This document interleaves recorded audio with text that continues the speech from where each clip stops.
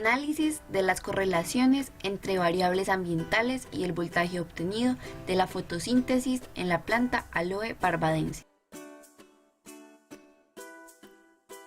Diariamente estamos luchando contra la contaminación global, particularmente contra el uso de los combustibles fósiles.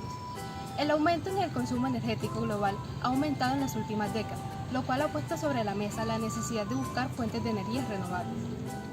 Las energías renovables son aquellas fuentes de energía basadas en la utilización de recursos naturales, como el sol, el agua o la biomasa animal o vegetal.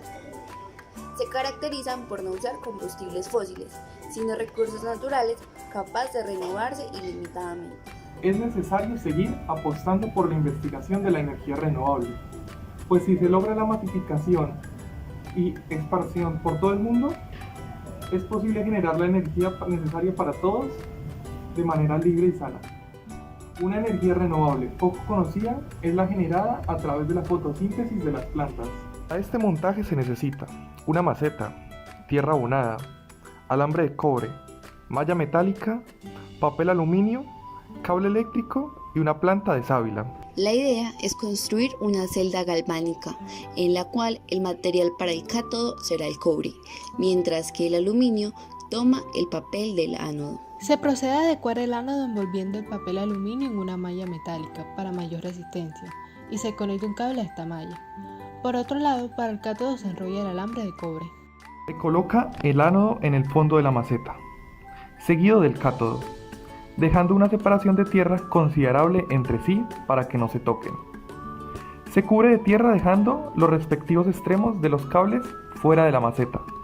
Por último, se planta la sábila en la maceta.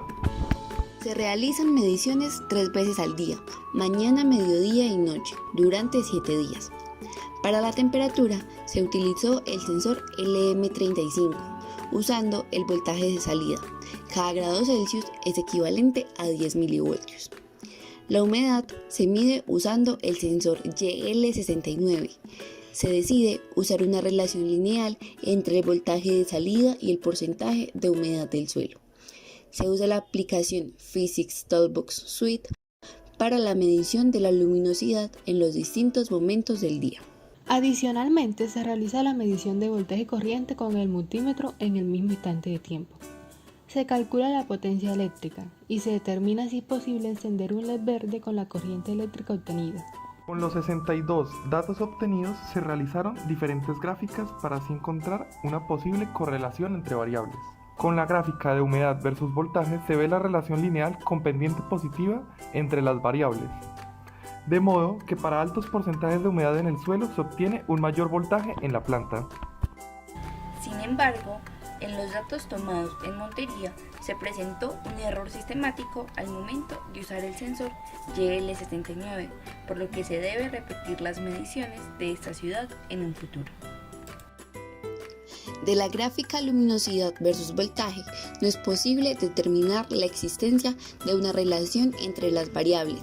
Sin embargo, algo importante a destacar es que a pesar de tener luminosidad nula, la planta sigue generando voltaje. No se encontró relación directa y significativa entre las variables de temperatura y voltaje. Sin embargo, es posible relacionar humedad y temperatura con la resistividad del suelo.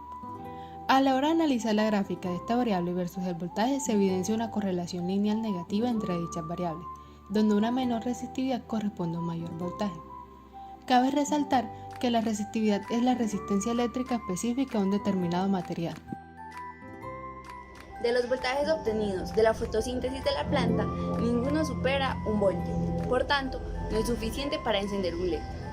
No obstante, para obtener voltajes mucho mayores, se pueden construir circuitos eléctricos con varias plantas en serie. Con respecto al voltaje obtenido, no es posible encontrar una correlación entre las variables de temperatura y luminosidad.